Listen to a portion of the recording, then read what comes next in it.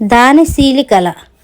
పూర్వం అవంతి రాజ్యంలో మహారాజు ఆంతరంగిక సలహాదారు పదవికి ఖాళీ ఏర్పడింది. అంతవరకు ఆ పదవిలో ఉన్న జయానందుడు వార్ధక్య భారానికి తోడు అనారోగ్యానికి గురి కావడంతో ఆ స్థానానికి మరొకరిని ఎంపిక చేయవలసి వచ్చింది.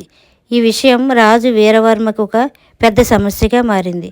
కారణం, ఎంతో సూక్ష్మబుద్ధి గల జయానందుడు ఇంతవరకు ఆ పదవిని సమర్థవంతంగా నిర్వహించాడు.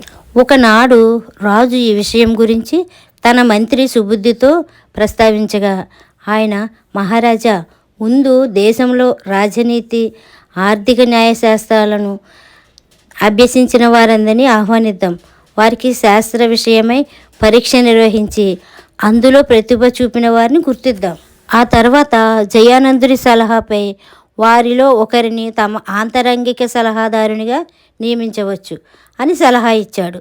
రాజు ఇందుకు సమ్మతించగానే మంత్రి వెంటనే చాటింపు వేయించాడు. ఈ చాటింపు విని దేశం నలుమూల నుంచి అనేక మంది యువకులు వచ్చారు. వారందరికీ శాస్త్రపరమైన పరీక్షలు నిర్వహించగా జయుడు, విజయుడు అనేవాళ్ళు ప్రథములుగా నిలిచారు. వాళ్ళిద్దరూ సమ ఉజ్జీవులు కావడంతో మంత్రి సుబుద్ధి జయానందుడిని కలుసుకుని సంగతి వివరించాడు. జయానందుడు అంతా విని, ఆంతరంగిక సలహాదారన్నవాడు శాస్త్రాల్లో పండితుడైనంత మాత్రాన సరిపోదు. క్లిష్టమైన సమస్యలు ఎదురైనప్పుడు వాటిని పరిష్కరించగల యుక్తి కూడా అతనికి కావాలి. శాస్త్రపరంగా ఉద్దండులైన ఆ యువకులిద్దరిలో పదవికి ఎవరు అర్హులో ఈ ఆఖరు పరీక్ష నిర్వహిస్తుందని, ఏం చేయాలో మంత్రి సుబుద్ధినికి వివరించాడు. మర్నాడు మంత్రి జయుణ్ణి, విజయుణ్ణి పిలిపించి కొద్దిసేపు వాళ్ళతో ఆ మాట ఈ మాట మాట్లాడిన తర్వాత ముఖం విచారంగా పెట్టి, ఈ మధ్య నా మిత్రుడు ఒకటి చాలా విషాద పరిణామానికి గురయ్యాడు. అది మీరిద్దరూ వినదగిన సంగతి అన్నాడు.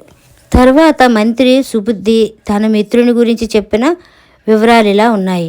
మంత్రి మిత్రుడైన దానశీలి వయోవృద్ధుడు. ఆయనకు కొంతకాలంగా గుండె జబ్బు లాంటివి కూడా ఉన్నాయి. ఒకనాటి రాత్రి దానశీలికి ఒక భయంకరమైన కల వచ్చింది. ఆ కలలో ఆయన ఒక కారడవిలో దారి తప్పిపోయాడు. ఆయన చెట్ల మధ్య పడుతూ లేస్తూ అతి కష్టం మీద ప్రయాణం సాగించి చివరకు ఒక మైదాన ప్రదేశాన్ని చేరాడు. పైన నక్షత్రాలు మినుకు మినుకుమంటున్నవి. ఆ గుడ్డి వెలుగులో ఆయనకు 4 దారులు గల ఒక కూడలి ప్రదేశం కనిపించింది. ఆయన ఆ దారుల్లో ఒక దాని వెంట నడవసాగాడు. కొంత దూరం వెళ్ళేసరికి దారే కనిపించలేనంతగా పొదలు, చెట్ల గుబులతో నిండిన ప్రదేశం వచ్చింది. అక్కడ కొన్ని సింహాలు తిరుగుతున్నవి. వాటిలో ఒక సింహం దానశీలిని చూసి భయంకరంగా గర్జిస్తూ ఆయన కేసి రాసాగింది. దానశీలి ప్రాణభయంతో వెనుతిరిగి పరిగెత్తి కొద్దిసేపటికి కాలిదారుల కూడలికి చేరాడు. సింహం జాడలేదు. ఆయన అలసట తీర్చుకున్నాక రెండో దారి వెంట నడవసాగాడు.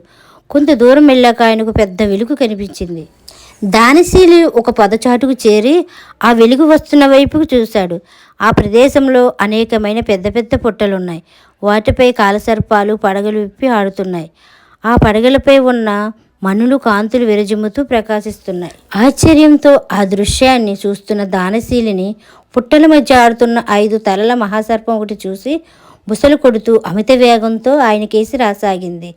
ఆయన గిరుక్కున వెనుతిరిగి శక్తి కొలది పరిగెత్తి తిరిగి 4 దారులు కూడని చేరాడు. మహాసర్పం జాడలేదు.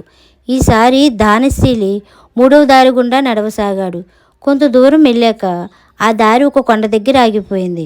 ఆ ప్రదేశాన ఆయనకు కొన్ని మానవ కంకాలాలు కనిపించాయి.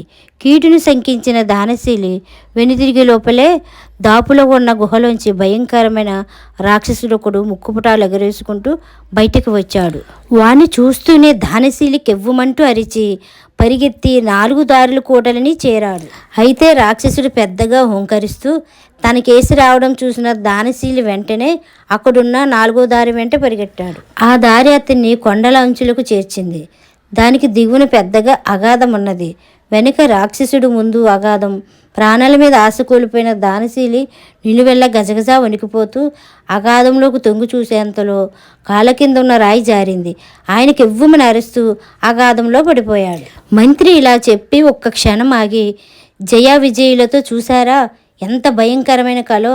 అసలే గుండె జబ్బుతో బాధపడుతున్న నా మిత్రుడు దానశీలి కల నుంచి మెలకు వస్తూనే గుండెపోటు గురి అయ్యి మరణించాడు అన్నాడు. అప్పుడు జయుడు ఎంతో విచారంగా, స్వప్నంలో కలిగే అనుభూతులకు శరీరం కూడా లోనవుతుందని మనస్తత్వ శాస్త్రం చెబుతున్నది. తమ మిత్రుడు కలలో 4 సార్లు ప్రాణభయానికి లోనయ్యాడు. అసలే గుండె జబ్బు మనిషి కనుక ఆ ఒత్తిడి తట్టుకోలేక గుండె ఆగిపోయి ఉంటుంది. మీ మిత్రుడి మరణానికి నా ప్రగాఢ సానుభూతి తెలుపుతున్నాను అన్నాడు. మంత్రి తల పంకించి విజయుడికేసి చూశాడు. విజయుడు చిరునవ్వు నవ్వుతూ, క్షమించాలి మహామంత్రి, మీరు చెప్పినదంతా ఒక కట్టు కథ అన్నాడు. మంత్రి కోపంగా, అదెలా కట్టు కదో నిరూపించగలవా అని అడిగాడు. దానికి విజయుడు వినయంగా, మీ మిత్రుడు మెలకు వస్తూనే గుండెపోటుకు గురై వెంటనే చనిపోయినప్పుడు ఆయనకు కల వచ్చిన విషయం మీకు తెలిసే అవకాశం లేదు కదా అన్నాడు. మంత్రి సుబుద్ధి విజయుణ్ణి అభినందించి అప్పటికప్పుడే అతన్ని రాజు వీరవర్మకు ఆంతరంగిక సలహాదారునిగా నియమించాడు.